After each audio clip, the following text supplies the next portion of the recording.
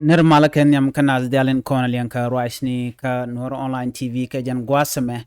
ban rodan palping ko ban raja banung ka jan gwasame ban jalin kel en raja ban lat ka jan gwasame shalado sharam kel shajanak kane wel kel te shamoy ka bot ka panye jer county ban ja chulin kel ngum chiro lat ki ngum togan wini ban jalin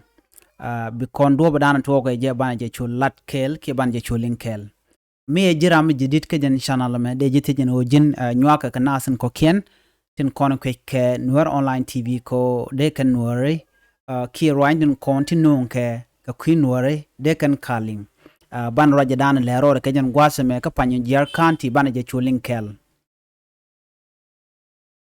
shit kemen shaling ka tende shalad no shiramete karun ti jandang rawi badak shaliu kenane wel kel ti shamoy ka bot tidit gwan mi korche tokten kam nene ti tekamech ka panye jer county ka unity state rega macha tok kam ngani ke nas te tetken kamech gwas meteka ngarkatin sharaje ma shajalat akwar ke commissioner dung panye jer Gabriel majuk bul charaje ma chajalat shalad no rega ma toka to kam ngani ti tekamech ke bon dang rawdi te kamech en gwasa mo shuka rodin shu dwaj mach gwas mi chika gak tan tarka men gak kana kanalat kejen ni kejen gwasa mo shwane welkel shwa mo ko bod dit ka shwane raw ka shwaram kel shwa shu na kan gwasa mo shalad en ramen shanek e wud mit ka ngarka ken ngarken ke domino ka shwal shu de e gat gok galwak shalado jen shiram kel ka kan bondin kon tin nyen kan nasin kon tinyin ke bon dang raw chala do sha ne raw ne bangwan sha mo ka bot ka bon kel ka sha ne baro ala ne bangwan ke te ka bon do diena me kan bon tele ka shudi cha ka lat ke ken go te gwad mi yeda gatin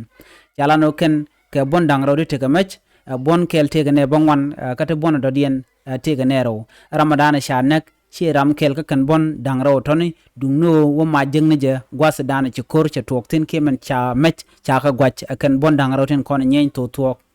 chala no en kormo to ko ngad domino kam ngani to toni ki agenda na chord la har no mo na me dar kula le ka ki tin kon la to kan o ken mech kan tin kon na kana ngani liu kan long ka chala do re wujin wini ka panye ja yunen to wan teken kamech titeniken ka cha an gwasa mi ba gwasan chireke toktin cha kume la South Sudan People Defense Force KSSPDF cha janangtin ka cheneri shop karo shaka kap ka kanetin kon tin chirodian mo ka botidit shala da ore wich ka panye jar la nyen nan shianki la nas liutin gwas ni dial ko kan netin wana kon de tin ke nasin kon la ngweni rudian titetken teka match namo rekel mi chagujo rek mi goro de ja kapchong ko de unify for de jaga jatre which ko de media la content ngani de ka kap mi shiram mo shadich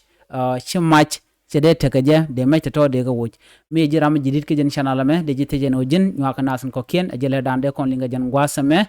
biate kamal